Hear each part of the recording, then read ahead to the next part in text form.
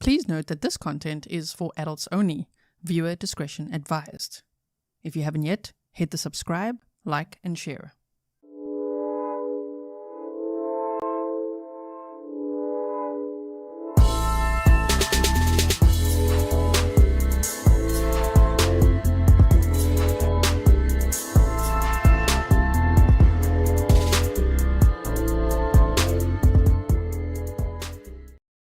Hello everyone, and welcome back to another live stream with me, Gisela K. This is Grizzly True Crime. Happy Friday to you if you're joining me live.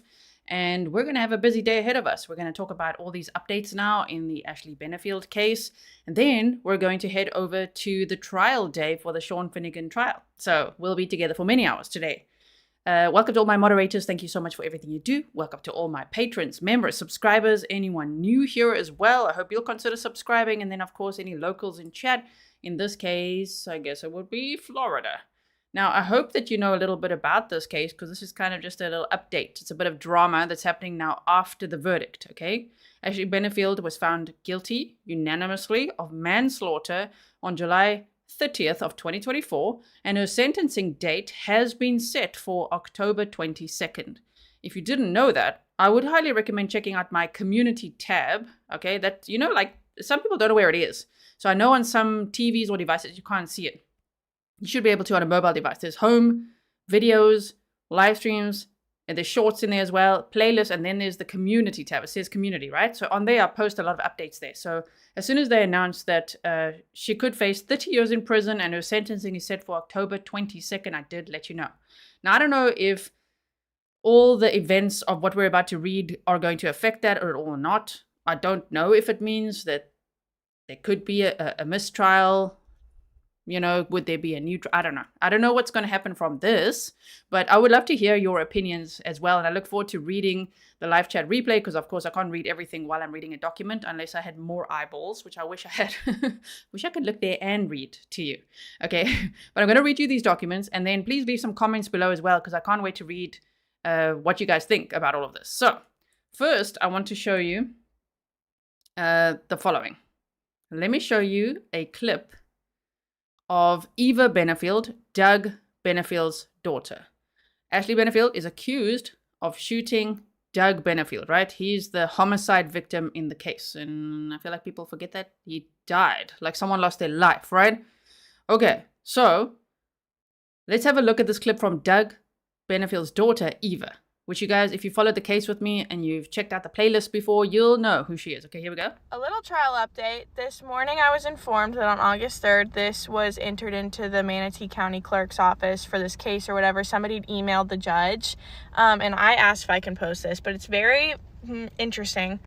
This person emailed the judge, and they basically just like, y'all can read it, but I mean, I'm going to read that whole letter to you in a moment. I just first want you to hear from Eva, okay? Been Facebook messaging Ashley, and Ashley was expressing her concerns like she did in the trial about her safety. And then she said, yes, I didn't know anything about guns. She was going to carry out the murder. However, she had asked me to harm Doug and that she would be safe, and also said we could be together. I said, no way, that's crazy. What is he really doing to you for you to want to harm him? She always kept changing the subject around into me, and at the time she stated to me that she had over $1 million in life insurance and also Army benefits that she would get each month. I don't know if this is true. We spoke for some months after these questions. She kept on and on about doing this. She also said she was doing things around the house to make it look like he was doing things to harm her, but in fact he did nothing. We spoke about moving guns around little trips so she could come up with planting things and also coming up with an opportunity to end his life. She said she also sent me photos of the house and other details. She also hated her older child. She stated okay, I don't understand, little things, and that Doug always stuck up for the older child. AKA me, older child. I know she hated me, actually. But that's not the first time I've heard that she was trying to put a hit out on my dad. And I wanted to say this the entire trial, that like I've known that it was probably premeditated, but there's not enough evidence to support it. I don't know what this means for the trial. I don't know if it's going to change anything. I'm still very happy with the verdict, but it is frustrating to know that she she wanted to put a hit out on my dad. There was another person involved that informed me that somebody was working at a place that she used to work, and she was constantly looking for somebody to hire to put a hit out on my dad.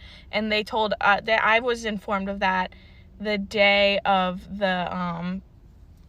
our closing argument, so there was nothing we could do about it because they'd have to open an investigation on it. But yeah, crazy shit.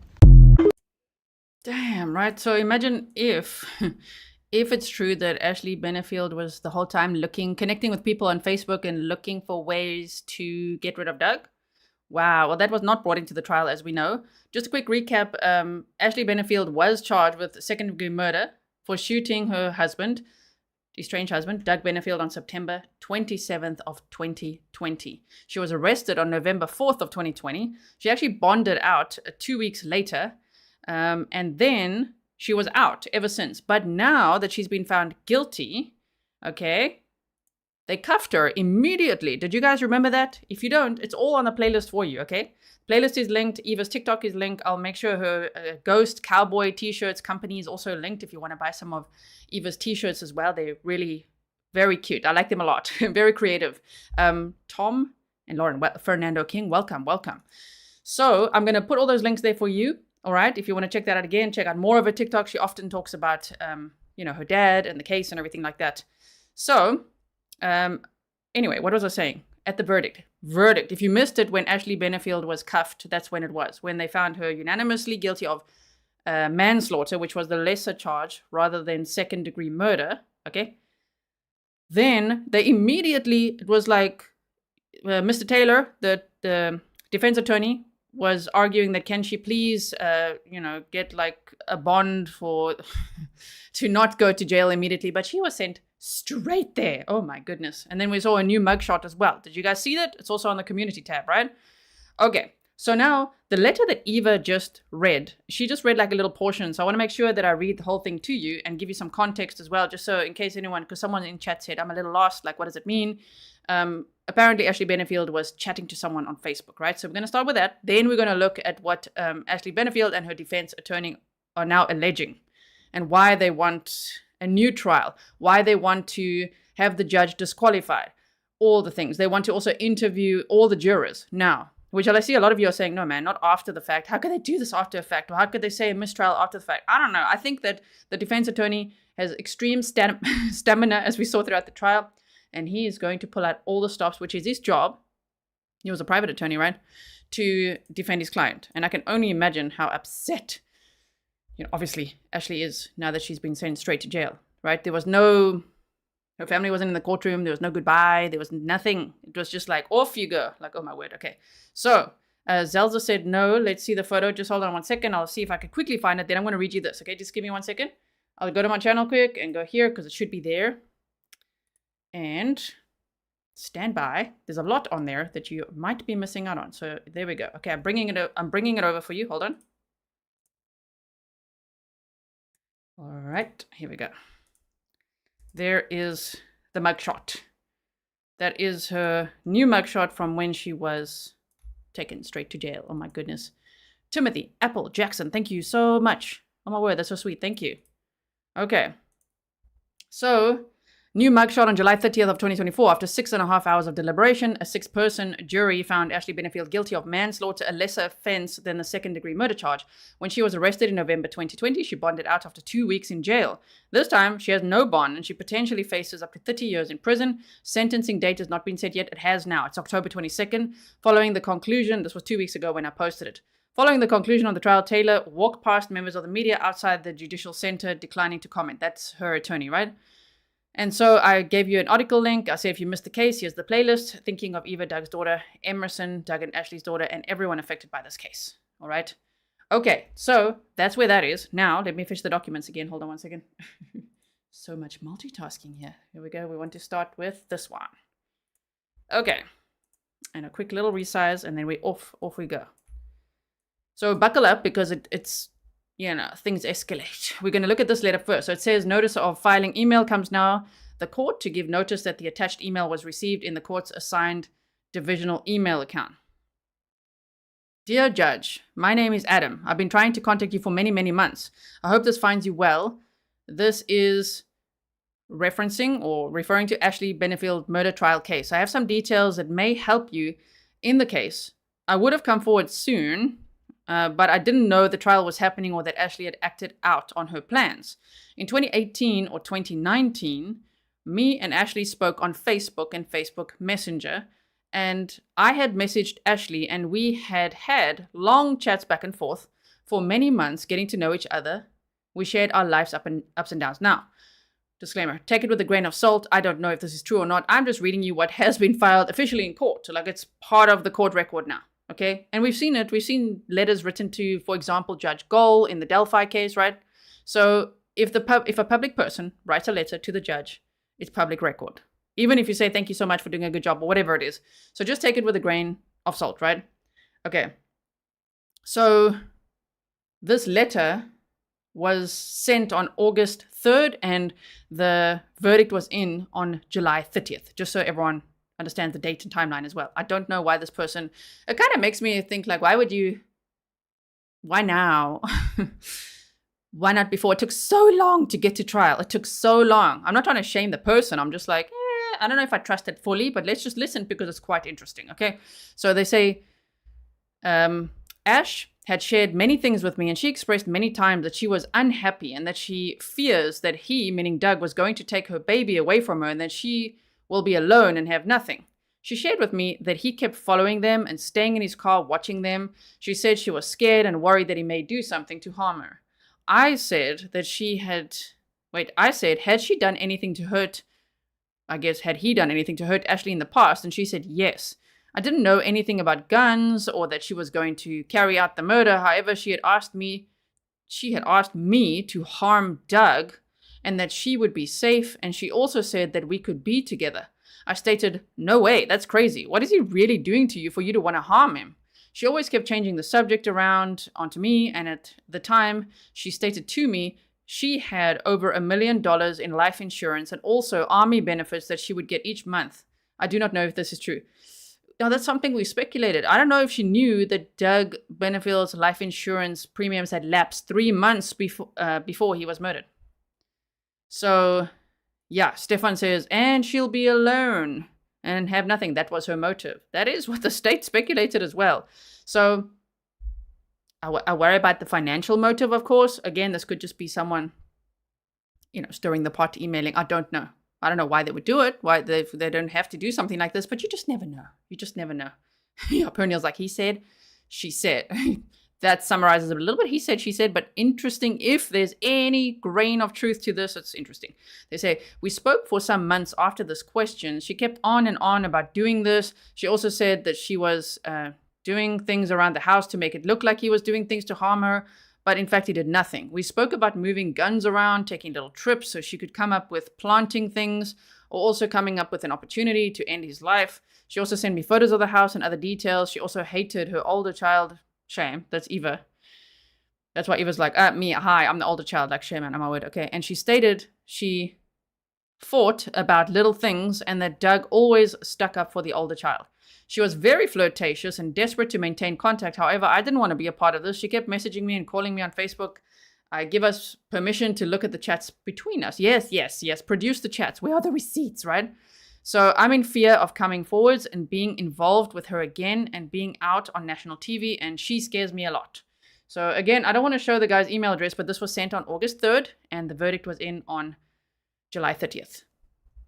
Okay, so to the judge, to Judge White. Right, so let's see what you guys think about this. Peaches says, sounds like her attorney's trying some Karen Reed stuff. I have seen people say that as well, yes. Caroline says, I hereby guess that this is an idiot looking for attention. I doubt any of this, and I can almost wonder if there's compensation in mind for this letter, right?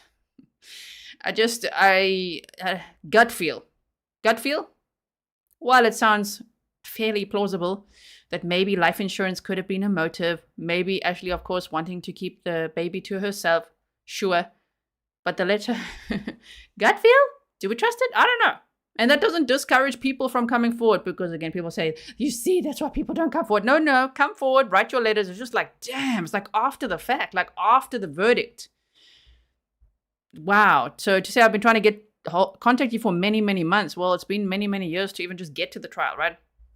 Anyway, so that's one of them. That's one document. Now, there's a few. I've picked 1, 2, 3, 4, 5 to work through today that I find the most interesting for now, right? Okay. Peniel's like, not really painting himself in a good way either. Yeah, not really, hey. Kidada Smith says, the letter sounds not right. Or in my South African way, I would say not right. That's not sounding right, that letter.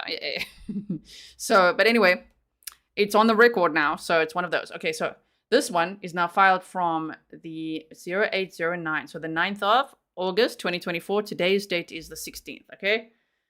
This is now from Ashley Benefield's attorney. Motion to interview jurors. So State of Florida plaintiff versus Ashley C. Benefield. Motion to interview jurors.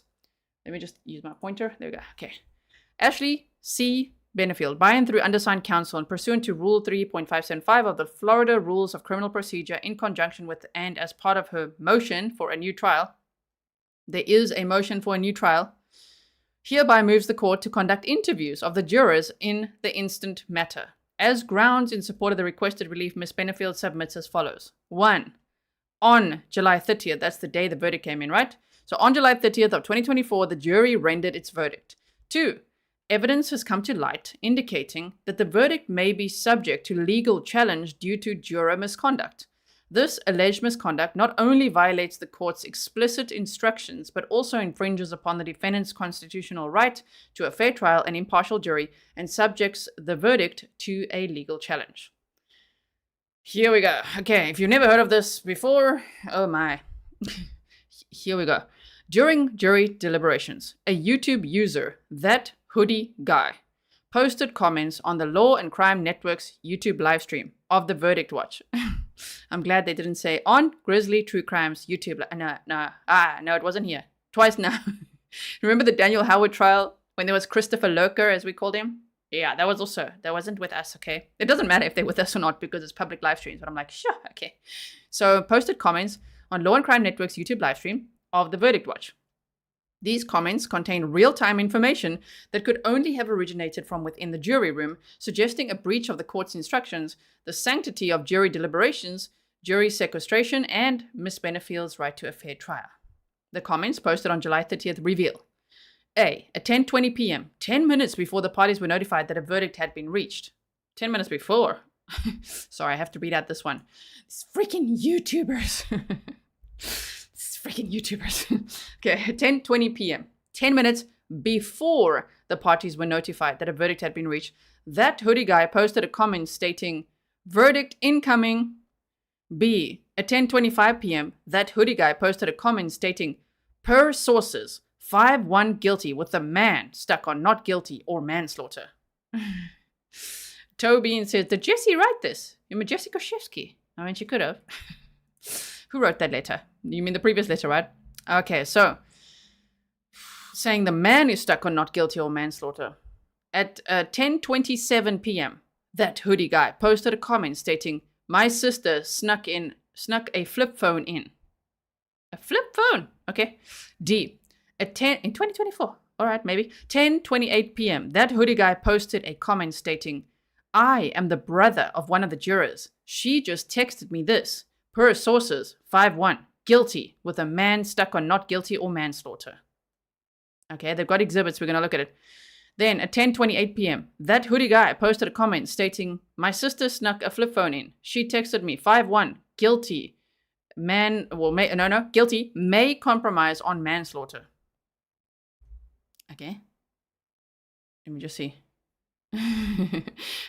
Bond, James says that, hey, the name hoodie guy screams authenticity and integrity. I know, right?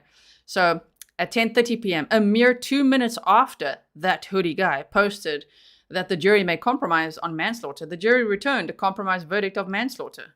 Well, we don't know that it was a compromise verdict, but that's what the defense attorney is stating, right? Forrest Nelson's like, this sounds like a bunch of crap. Right? I just love your comments. You guys, just let me know what you think about all this. Okay, so 6, the timing and specificity of these comments, followed by corresponding jury actions, strongly suggest that that hoodie guy's information originated from within the jury room during active deliberations. This represents a breach of the jury's sworn duty and impacts the fairness of these proceedings, subjecting the verdict to a legal challenge. This alleged misconduct raises serious concerns about the integrity of the jury deliberations and the reliability of the verdict. Specifically, it raises questions about A. A juror smuggling an electronic device into deliberations, which is not permitted in the jury room. B. Real-time communication of confidential jury deliberations with non-jury members. C. Influences external to the evidence presented during the trial may have influenced the verdict. D. Access to unauthorized materials affecting the verdict. And E. The overall integrity of the fact-finding process being compromised. Okay, so the prompt removal of these comments from the verdict watch. So I don't know if I haven't actually seen if they, does Law and Crime still have their moderators there? I don't know. But anyway, like they say, the prompt removal of those comments, somebody was like, oh man, get that out of here. Okay, the prompt removal of these comments from the verdict watch on Law and Crime Network's YouTube channel livestream further underscores the seriousness of this potential juror misconduct. Yeah, okay. So, in addition, I redacted these names, by the way. This Mr. Taylor is just like, let's throw out all the jurors' names. All of their names, okay, and everything about them. Like, oh no, let's not do that. I'm not going to do that. I don't know. The documents are out there. They're public record. You can find them if you want. I think some people are reading them out. I don't want to show the names. But anyway, they said in addition to the above. Wait. Yeah, we read that. Number 9. In addition to the above, evidence has come to light indicating that the verdict may be subject to legal challenge due to Juror 15, and then they name them, being untruthful during the voir dire by falsely representing that she had not been a victim of crime. Her son had been charged with a victim of crime, and she had involvement in child custody or domestic violence or abuse matters. All right. Number 10. Juror 15 completed a jury questionnaire under the penalties of perjury, which asked, have you or a member of your immediate family been a victim of crime? Juror 15 responded untruthfully to the question by omitting that she, 1, had been a victim of a crime, battery, touch or strike, domestic related, on February 20th of 2016, when her live-in boyfriend, redacted, intentionally slapped her in the face with an open hand 5 times, and 2, that her son, redacted, had been charged with felony battery against his pregnant girlfriend on August 31st of 2014, for which Juror 15 was the bond deposition. 11. On March 18th of 2016, Juror 15 filed a petition for injunction for protection against domestic violence against, redacted, in the 12th Judicial Circuit Court in and for Manatee County, Florida, case number 26DR1301. So if you want to go look up the case number, I'm sure you can. The allegations of the latest act of violence or threat of violence provided that redacted grabbed Juror 15 by her hair and repeatedly hit her in the face, causing a black eye, damage to the inside of her mouth, and a swollen face. A copy of the petition is attached here too. Juror 15 was a respondent in a petition for injunction for protection against DV filed on September 2nd, 2003 by her ex-husband, redacted, seeking protection for himself and their minor child. In the 12th Judicial Circuit Court in and for Manatee County, Florida, case number, a copy of the petition is attached here to as Exhibit E and provides in part Juror 15 being threatening. So in one case, Juror 15 is the victim, and in the other one, she's the aggressor? I don't know. It's just interesting to read all of this. Like, what? So Juror 15, I don't know how it would feel also to be Juror 15, to have your name out there, your son's name out there, your ex-husband's name out there, your former live-in boyfriend, like, whoa. Yeah, Rob is like, denied. Now we need Judge Gold, you see. Judge Gold, can you do the usual? Denied. Okay, thank you. Right? So, yeah, Nosy Rosie says, the juror is an alleged perpetrator and victim. Right? Okay, that's interesting. So, then they say, yeah, and someone says, but the juror will be in Ashley's favor. And they're saying that because this juror, number 15, is a female. So there are 5 females, 1 male. There were also alternates, right? But they're talking about Juror 15 here. So, anyway, so they said, Juror 15 being threatening and violent, including cussing, slamming doors, threatening, and throwing things at him. And then B, requesting that his son come and stay with him until Juror 15 can get some help. Juror 15 attempted to take her own life. That word is very naughty on YouTube. Some words have like higher rank than others of just completely affecting a stream. and having it age restricted. So if you're not signed in, you can't see the stream. If I said this one word here, YouTube, then they send me emails like, "Are you okay?" I'm like, "Oh my word, it's just a word.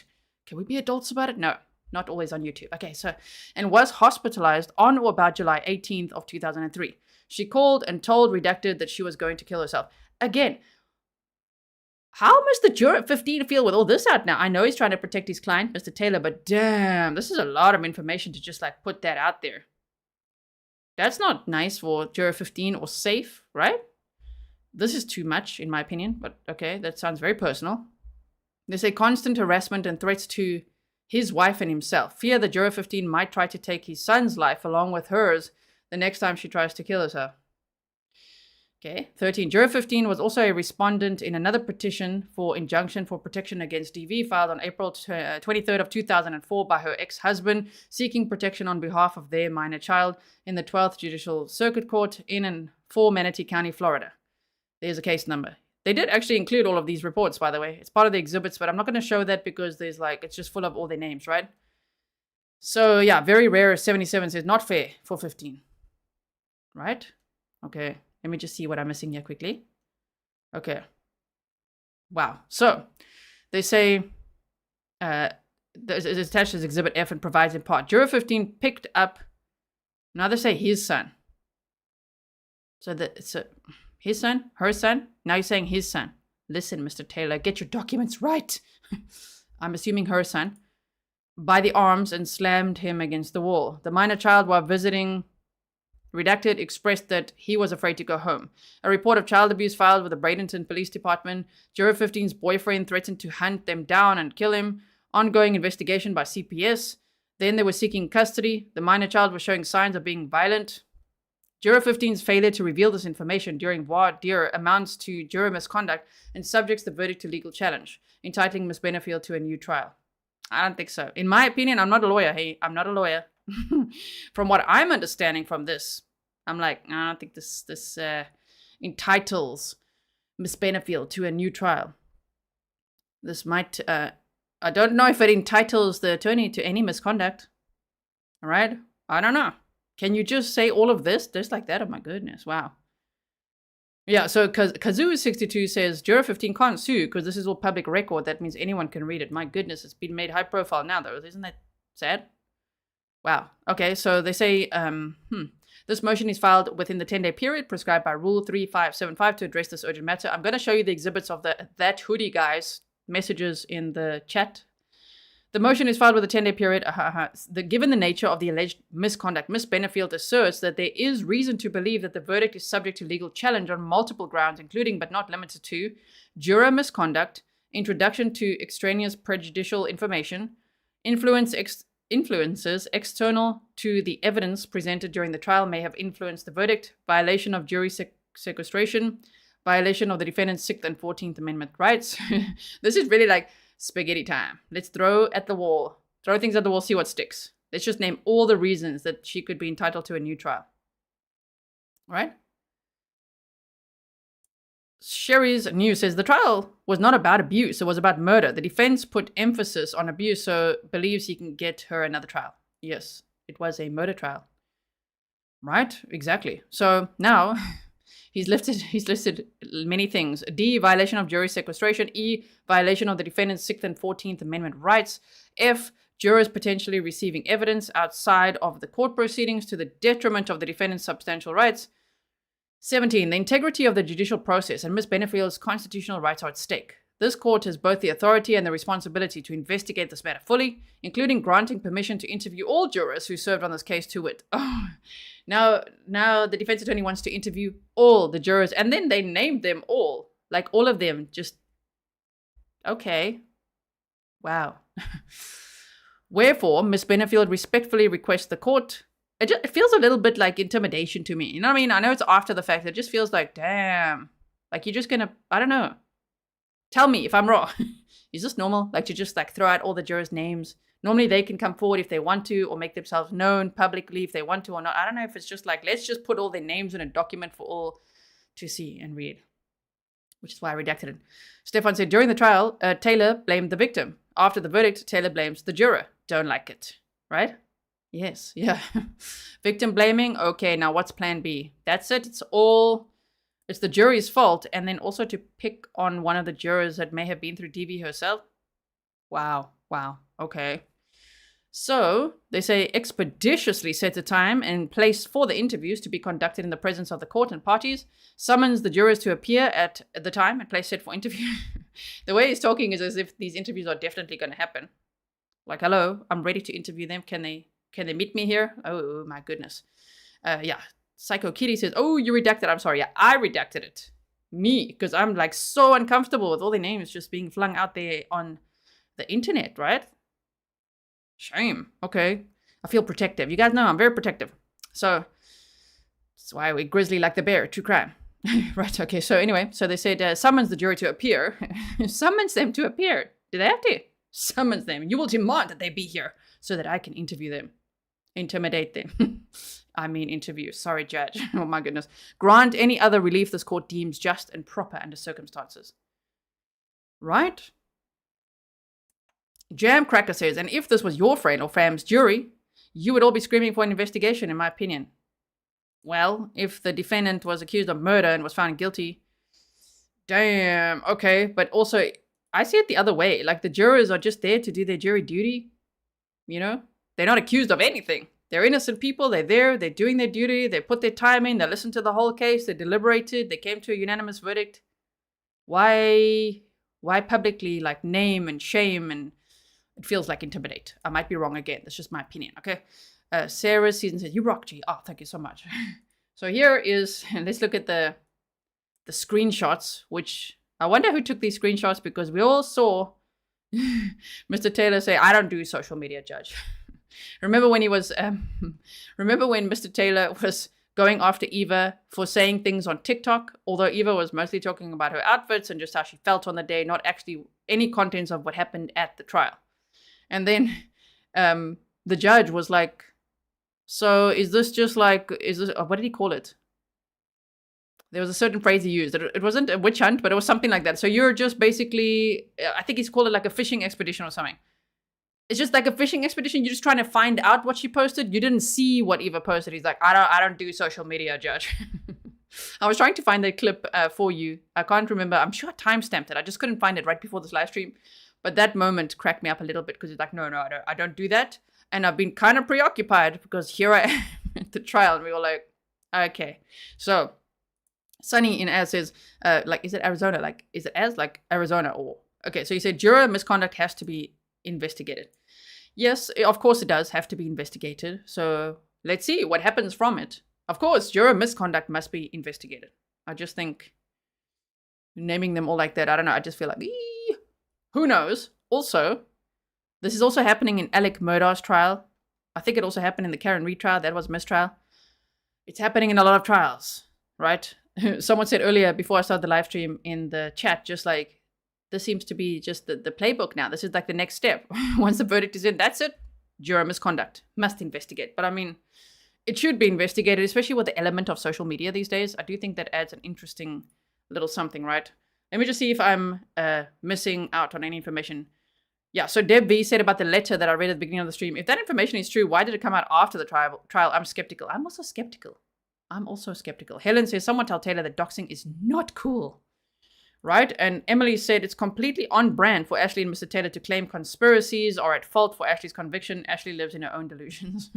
Emily, right? It seems to be on brand, as you say, for what they've done so far.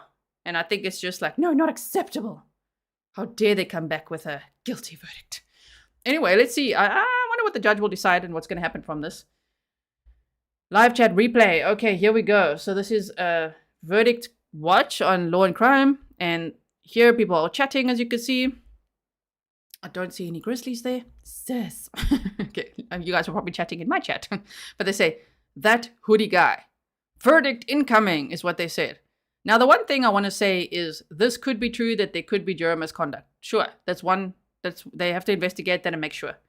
But just the fact that Mr. Taylor's like doesn't do social media, couldn't even look at a TikTok, didn't know really how to do that. I'm like, where did you get these screenshots and who is this guy? Who sent these messages? Because we've seen people that troll like this. And it just so happened to be very soon before the verdict was reached. But we've seen it before, even in our chats, where people are like, the verdict is in, it's in. I heard it, it's in. And you're like, what? Is it in or not? And then we're all like, oh. But then it's not. It's false alarm, false alarm. Okay? So I actually get emails like that all the time where people are like, oh my goodness, like the verdict is in now. If there's just any movement in the courtroom, there's a verdict. So you just don't know. I don't know who that hoodie guy is. I saw someone chatting about it. I think it was actually, where did I see that? I don't know. People chatting about this somewhere, and they said, I think it was on X, and just saying that this guy had like, I don't know, 13 or 14 subscribers. It's a relatively newish account, but I don't know. There's too many of that hoodie guy, even with a dash, to know exactly which one this one is, because the profile picture is not clear. So Jurors and Things says, I want to know, how could a juror have been actively texting while deliberating? Wouldn't everyone be watching everyone? How would they have been playing with, yeah, exactly, with anyone without notice? AC said, yeah, trolls be trolling, and there's always attention seekers in the chat, you know? So I don't know if this is a case like that, or if it's really juror misconduct, or if there really was a flip phone involved. Even there, I'm like, flip phone? Are you sure? Okay, so, okay, wait. Angelina says, gee, I respect you, but I did agree Juror 15 lied on juror form. The other juror brought in a cell phone and was contacting it. Well, we don't know that as a fact. You're stating it as fact. I respect you, but I did agree. Right? Like, how do we know this a fact, though? At this point, this is what the defense attorney is saying. So how do we know? That's what they have to investigate now. They're going to have to investigate and see. Sometimes that could take a while. Remember how long they investigated Jesse Krzyzewski's letter sending. Oh, my word. Okay, so per sources, 5-1, guilty with the man stuck on not guilty or manslaughter. Shame, the poor man is also like, what? What did I do? Okay, so that hoodie guy said, my sister snuck a flip phone in. Why would the sister also be sneaking a flip phone in and then texting her brother like, ooh, guess what? Why would the sister do that, knowing what kind of responsibility she has, if she knows that maybe her brother then is quite a loose cannon and is going to be all over YouTube? I don't know. That Mickey said, gee, I was on this chat. Oh, you said that guy kept trolling. Oh, nice. So you were cheating. No, I'm just kidding. Just kidding. But you said, okay, I was on this chat. This guy kept trolling. His messages were removed because people got tired of it and were reported. His post got deleted. They're throwing spaghetti. Interesting. I would love to see some of the other chats, because this would obviously then be a snippet. I mean, we've had lots of trolls where they start with one thing and then they escalate to another, right? Even throughout this trial that we're currently watching. We see it happen. Then it's this topic, then it's that. It's whatever that can get them the most attention, right? But anyway, then they say, I am the brother of one of the jurors. She just texted me this. Per sources, 5-1, guilty with a man stuck on not guilty or manslaughter. But also, aren't you... like, if that's your sister, what are you doing? If there's a small chance that this is true at all. Why are you doing this? Yeah, she's got a flip phone. She just told me this, everyone. Let me tell you. And I'm like, okay. Right. Yeah, Pernil says, and he's throwing the sister under the bus. Exactly. What the... Okay, so there's everyone there. And he said, again, my sister, so you can see he's trolling. That's my point. Yeah, he's just like saying it again and again in all caps. And you know what our moderators say when that happens. Please stop writing in all caps. You don't have to shout at all of us, number one. Number two, stop spamming the chat with the same comments over and over. Seems to be what's happening here. Okay, I think that's it. The rest of the exhibits are going to be related to Juror 15 and all the charges and things like that. So I'm just going to leave it at that. Now, this one is a motion for a new trial, request for an interview of trial jurors, and incorporated memorandum of law. So they're again talking about prosecutorial misconduct. The prosecutor's improper and inflammatory remarks during closing arguments prejudiced Ms. Benefield's substantive rights and warrant a new trial. Really spaghetti. So much spaghetti is being flung, is what I'm reading from it. Could be wrong. It just seemed like, damn, he's ready. So many documents, so many filings, so many ways that every single way that they're looking for for Ashley Benefield to have a new trial. I would almost be worried if I was Mr. Taylor. You really, a new trial. Aren't you worried that the jury would then find her guilty of second-degree murder? Because that's a chance. There's always a chance. Then it's guilty of second-degree murder, seeing as the prosecution didn't charge her with first-degree murder, which could have been possible based on everything we know, not just what the state presented at the trial, which I think was a little bit... It was lacking compared to the timeline that they actually potentially have. They need a timeline guy, right? Okay, so prosecutorial misconduct. And so I'm not going to read all of this, but they talk about false statements about Douglas Benefield filing for sole custody. During closing argument, Chief Homicide Prosecutor Suzanne O'Donnell falsely stated on May 4th, only a few days later, she files for another injunction. Doug files for sole custody of the child. This is Ashley Benefield's biggest fear, that this man is going to get sole custody, but she's making all these grand allegations against him that he knows are not true. There's got to be something wrong, and it's probably not safe for this child to even be with her, so he files for full custody. This statement was entirely false and unsupported by any evidence presented at trial. In fact, the court docket shows that it was Ashley Benefield who filed a motion on May 4th, not Douglas Benefield. The prosecutor further emphasized this false claim in her PowerPoint presentation displayed to the jury. Oh, presentation time. Rexy says, if people don't stop this crap, they will stop streaming trials. I don't know if they'll ever stop streaming trials. I feel like it's just like social media will never go away. You know what I mean? But I understand. I mean, it's up to the judge, of course, to decide if they will allow it or not and what they can stream or not. Like in the current trial we're watching, the Sean Finnegan one. If you're watching this in the future, go check out that playlist trial. The judge did not allow streaming of photographs. Kidada Smith said, gee, I was in that chat the whole time. Me and my friends had to block him. He was a troll. Thank you for that. Thank you for the sticker and for that insight. It's very helpful to know. So, and what else were they trolling with? What else did they say? Or was it really just the same comments spamming it? Was it the timing, or were they doing it the whole time? Because we've seen, as I say, we've seen that where people do that. Okay, so this document is 26 pages long. I'm just kind of giving you the overview. The reason I'm not going to read every single word of this is because these are publicly available documents, one. I'll put these all on Patreon, two, in case you can't find them yourself. And also, these are the same things we heard Mr. Taylor complain about the entire trial. So if you want to just go watch the trial, you'll have all of this. They said improper attacks on and belittling of Miss Benefield's character and identity. The prosecutors repeatedly and improperly attacked Miss Benefield's character, calling her a manipulator at least 14 times. At least 14 times during closing arguments, and claimed she was manipulating everyone, including the jury. You know, there was a time when someone said, did you notice how she winked at one of the jurors? I wonder if she was winking at one of the jurors, because then it might be true. Who knows? They ridiculed her emotional testimony and accused her of lying without evidence. Such vituperative. Now that's a new word for me. Vituperative. Got to write that one down. Characterizations of a defendant are improper and prejudicial. For example, prosecutor Suzanne O'Donnell told the jury, the defendant trying to say that he was in a fighting stance, he lunged at me, that this is her once again trying to manipulate the system. She's trying to manipulate you to believe that this was necessary. He was coming at me, but the physical evidence does not bear that out. It does not show that he was coming at her and that she had to shoot him. The state can interpret things their way.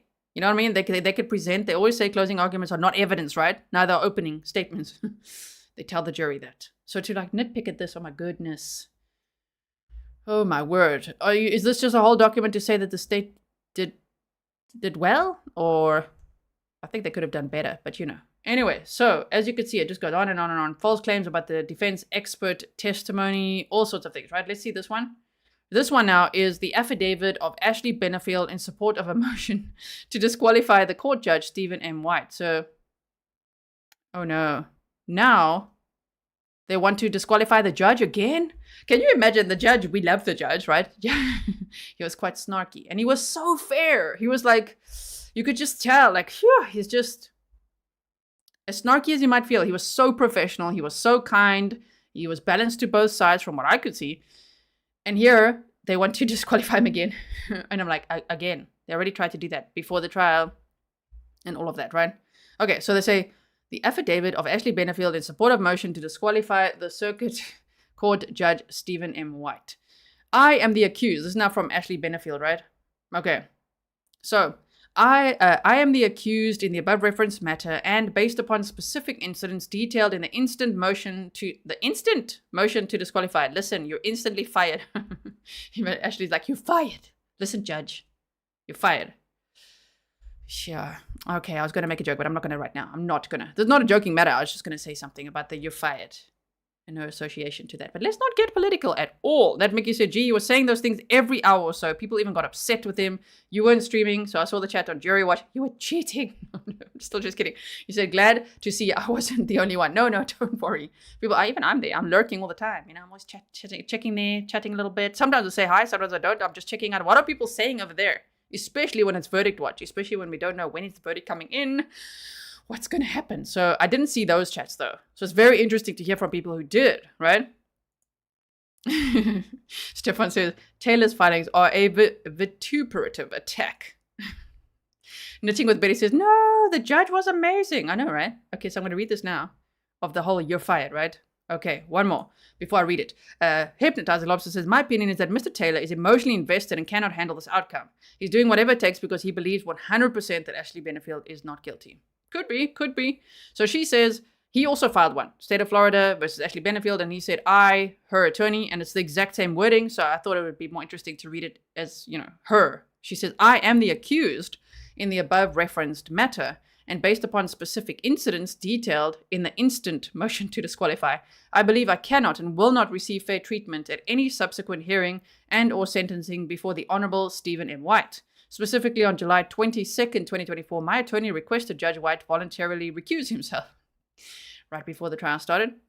Okay, and step aside as a result of a public statement contained in the judge's September 18th, 2023 order concluding I was guilty of the murder of my husband Douglas Benefield on September 27th of 2020. The judge ignored the request. Additionally, on July 30th of 2024, following completion of closing arguments, the jury was sent out to deliberate at approximately 3:50 p.m. The judge never gave the jury any idea of how long they would be expected to work toward a verdict. At approximately 5:40 p.m., we came back to court because the jury had a question. They wanted to know if Dr. Quintel, an important witness for me, had independently reached a conclusion about my husband being a violent domestic abuser, or if Dr. Quintel's characterization of my husband at trial, i.e. super controlling real alpha male. Oh, no. I thought we'd never hear that again, but we unfortunately heard it again. A real alpha male. Oh, my word. And intimidating was the result of information provided to him by me. Because of its importance to our defense, my lawyer requested the court have Dr. Quintel's testimony read back to the jury. The judge refused and said the jury knew that they could make such a request. Mr. Taylor objected and said that there was no basis to assume the jury had such knowledge. The court denied the request and, over my attorney's objection, told the jury that was a factual determination that the court could not help the jury with. Okay.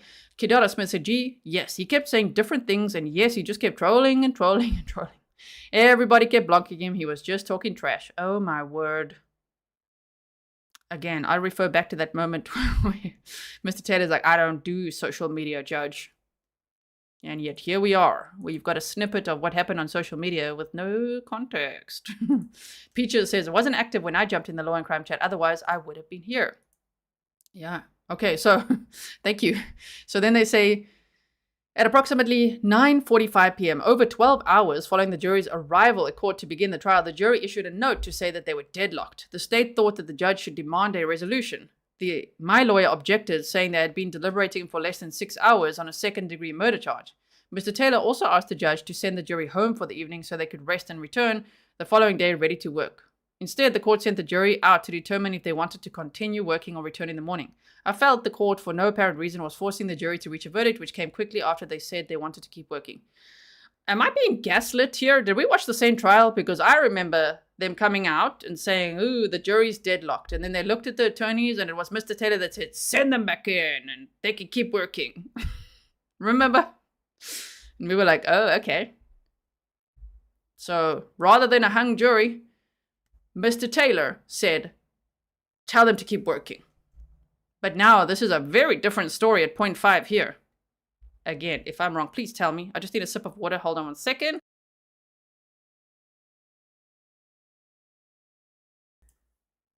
Right? Stefan, right? That's what I saw. And it was so impactful because I still thought, well, what are the attorneys going to say now? And it was Mr. Taylor saying, go, you get back in there. Basically, like, get your asses back in there and carry on working. So, Stefan, yeah, it was the other way around, Taylor. So this is an interesting paragraph here. Objection. What should we object to? Hearsay, or just objection. It's just false. No, objection, gaslighting. That's what I'll call it. Leslie Roth says, Mr. Taylor likes his control. Right? Thank you, Leslie. Thank you, Leslie Roth, for being a member for 9 months. So, all right. Point 6, following the verdict, which was clearly a compromise. Objection, speculation. After an extraordinarily long day, the jury returned a verdict of manslaughter. Following the verdict, my attorney addressed the court and requested my bond remain in effect. Who the hell has that? Cuff him, cuff her, It happens every time, just about, right? Just about. Sometimes maybe, but okay. My requested that my bond remain in effect. When my lawyer finished, Judge White never even acknowledged anything Mr. Taylor said. The judge simply ordered I be taken into custody, got up and walked away. I think the person who got up and walked away was Ashley Benefield herself. Again, were we watching the same trial? Like, what kind of... What are we hearing here? I did not see that at all. Under penalties of perjury, I declare that I have read the foregoing, that the facts stated therein are true. Wow. Is it a load of bullcuck or what? Cuck in South Africa means you know what, like poop. Okay, bullcuck. Is it? What are you guys thinking? Nonny Ann says, Gisela is never wrong. Oh, thank you for the sticker. I am human, so I will be wrong sometimes. I don't know what you mean. I'll take the compliment. If it's compliment hour, I'll take it. But I may be wrong. I may be wrong at times. You know why? Because things are my opinion. And that's all it is, right? So, thank you, Nonny, for the sticker and the support. Joanna says she was found guilty. Deb A says, hi, G, I'm thinking that Miss Benefield has lots of money and she and her attorney want the fame. I say let them bring a retrial and hopefully she would get more. I'm thinking, if there's a retrial, I think the state, because they do watch chats, they watch online chats, and we've been screaming from the rooftops in our chats, freaking timeline. Where's your timeline? It's going over the jury's heads. You know what I mean? Like, a timeline is so powerful, a presentation. If they have a retrial, Mr. Taylor, are you sure that's what you want? It could be even more impactful from the state, right? Who knows? Okay, Joanna says Taylor was a DA and a state attorney. Rob says, I object to Ashley Benefield. So, what was this one? Motion for judgment of acquittal. So, as I say, they've thrown everything at the wall to see what sticks. There's the motion to disqualify the judge. Now there's another motion for judgment of acquittal. This was filed on also the 9th of August of 2024. Okay, so Ashley R. said he's doing his job. Both parties have a duty to inform the court should any juror misconduct claims come to light. Absolutely. If there is juror misconduct, if there's a flip phone that was smuggled in, if somebody was really texting, I just don't know how they're going to do that in front of the others, but if they're really like under the table, like, guess what? If that happened, of course, they must investigate that. Mr. Taylor must do his job. Mr. Taylor is doing his job. We personally, based on everything we know about the case, we don't have to believe it. Meaning some of the things, like what we just read, that paragraph 5 is not what happened. That's not what happened in the trial that we watched together, right? Gina says, for your mods. That's so sweet. Thank you so much. So, motion for judgment of acquittal. Ashley C. Benefield, by and through undersigned counsel and pursuant to Florida Rule of Criminal Procedure 3.380, hereby moves for a judgment of acquittal. Already? Okay, before sentencing and all that. Guilty verdict, judgment of acquittal. Maybe this is the right time. Remember, I'm not an attorney. I'm just saying, damn, they're really like lining up everything. Okay, in support, of course, he would have to, her attorney. In support of the instant request, Ms. Benefield submits the state has failed to meet its burden of proving beyond a reasonable doubt that Ashley Benefield did not act in self-defense. As such, Ms. Benefield is entitled to a judgment of acquittal as a matter of law. I see a lot of times, if people are very uncomfortable, this trial was pretty uncomfortable. Lots of opinions all over the place, and I completely understand it was triggering for many people as well. But if Ashley Benefield, I don't think anyone's arguing that you may have felt scared, but you can't just, no one can just shoot people when you just feel scared, because you're literally taking a life. And if you do, shoot the leg and run. You know what I mean? Like, I don't know. There's a lot to unpack there. It's just like, because a lot of people are like, she was terrified. Backed into a corner. Like, I don't know, man. And if she was, damn, you can't just kill someone. It's still homicide. At the end of the day, the victim in this case is Doug Benefield, the homicide victim. And this was a homicide case, and she was found guilty of manslaughter. C. Taylor says, seriously, a flip phone. It takes so much longer. She would have been noticed by others, in my opinion. Yes, and so they say here, as such, Ms. Benefield is entitled to a judgment of acquittal as a matter of law. Okay, so legal standards, sufficiency of evidence. The legal sufficiency of the evidence to support a conviction is a matter of law for the court, while the weight of legally sufficient evidence is for the jury. A finding that the evidence is legally insufficient is equivalent to a determination that the prosecution has failed to prove the defendant's guilt beyond a reasonable doubt.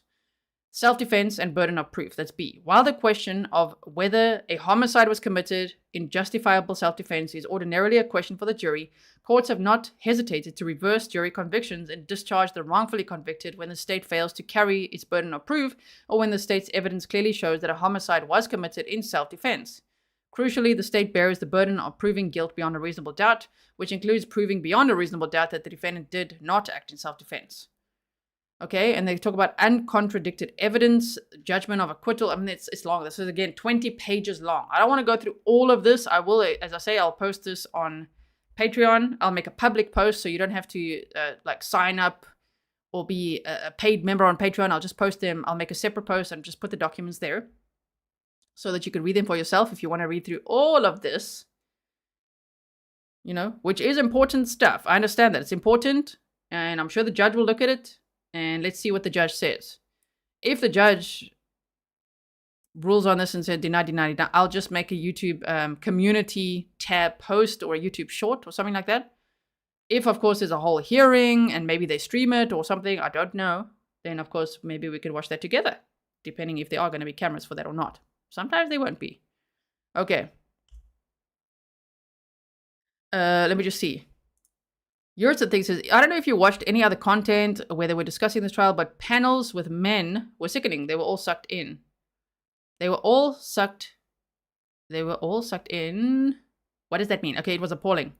What does it mean? I don't even know. I didn't see. Hannah Draper, I was like, I'm going to sound like Mr. Taylor. I was kind of preoccupied. I was over here streaming the trial myself, and it was very intense. Hannah says, counting down to today's live trial. Thanks, Gian Mods. Thank you so much. Yes, we're almost going there. We're almost going there to our live stream for the trial that we're going to watch today. So let me quickly see some of your comments. Again, I'll put all these documents there. Here, Ashley Benefield wants to be acquitted. Okay? She's moving a motion for judgment of acquittal. So we've looked at the letter that somebody wrote to the judge. Sounds a little bit, I'm not sure about that one. I don't know what to think of that one. We saw Eva Benfield's clip about the letter as well. We saw this motion to interview jurors. I think this one's going to be denied. Huh? I don't know. If the judge is like, okay, go ahead and interview them, that'll be interesting. Especially just throwing their names out like this and all that. I don't know. It'll be interesting, but the judge has so many motions to rule on now. And then, of course, there's all of this. And people here in our chat have said that they were in this chat and this guy was trolling the whole time. So I guess one would have to see the entire chat history then and see what was going on. These were obviously not deleted ones. There obviously were lots of deleted ones because they talk about messages being deleted. Motion also for what? Motion for a new trial. Motion for the judge to be disqualified again. Motion to be acquitted. Motion to interview the jurors. All of that. All right. Now, if none of that happens, if the judge says deny, which I don't know if he'll do or whatever it is, then I guess October 22nd it is for sentencing. And I'm sure they will stream that and we will watch that together. And before you know it, if you feel like that's far away, no, we're going to blink and it's here. Time really flies, especially on freaking YouTube, right? Adam Bluefire says this. Now I want to hear some of your comments about this and then we're going to call it a day for this and we're going to go over to the next trial stream, right? Adam Bluefire says this defendant and defense attorney break records for being intensely unlikable. Oh my goodness. Let me actually quickly set up that this stream will redirect you while I'm waiting for your comments here. I just want to make sure that you are teleported to the next stream in case you can't find it, just in case for day 4 of the Sean Finnegan trial. If you're only joining now, I hope you'll go back to the beginning of the stream and check out everything that we just looked at, right?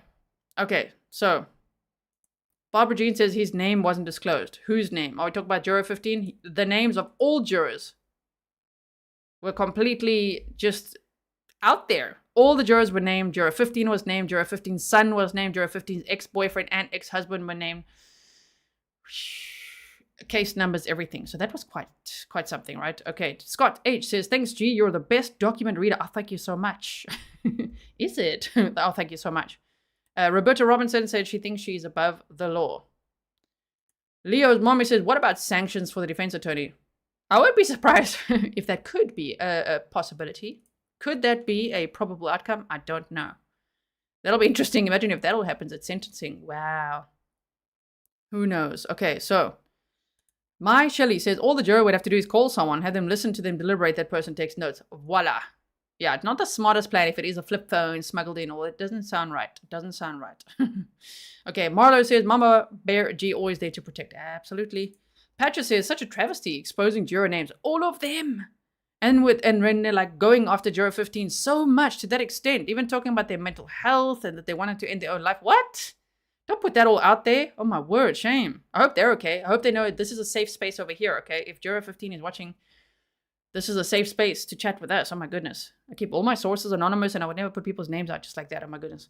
Okay, so yeah. Hypnotized Lobster says, disagree, but variety of opinions is the spice of life. Absolutely. And just remember, all opinions are welcome here. You're welcome to disagree, to say, I want to know what your opinions are about this. You know, it's not an echo chamber. We're all adults. You can literally express whatever you think is happening here. What do you think is going to happen? I wonder, what will the outcome be? So everyone, thank you so much. If you didn't see the trial, everything in this Black Swan trial, I might actually change the playlist name to Ashley Benefield trial. It's going to be easier to find in the long run because that's what it is. That's the defendant's name. Who's going to look up Black Swan? You're going to be like, what is it? Black Swan trial? What? Oh, yeah. Ashley Benefield. I'll change the playlist name. It's on the playlist. It's time-stamped for you. It was actually quite a short trial as well. So it'll be very easy to rewatch. And yeah, I would recommend watching it. Very interesting trial. All right, everyone. I'm going to see you at the next stream. All right, which will be day 4 of the Sean Finnegan trial. I'm starting slightly later today because there was a lot of fluff. There's a lot of fluff. So I'll see you in 28 minutes over there. All right, thank you, everyone. Thank you, mods. Stay safe.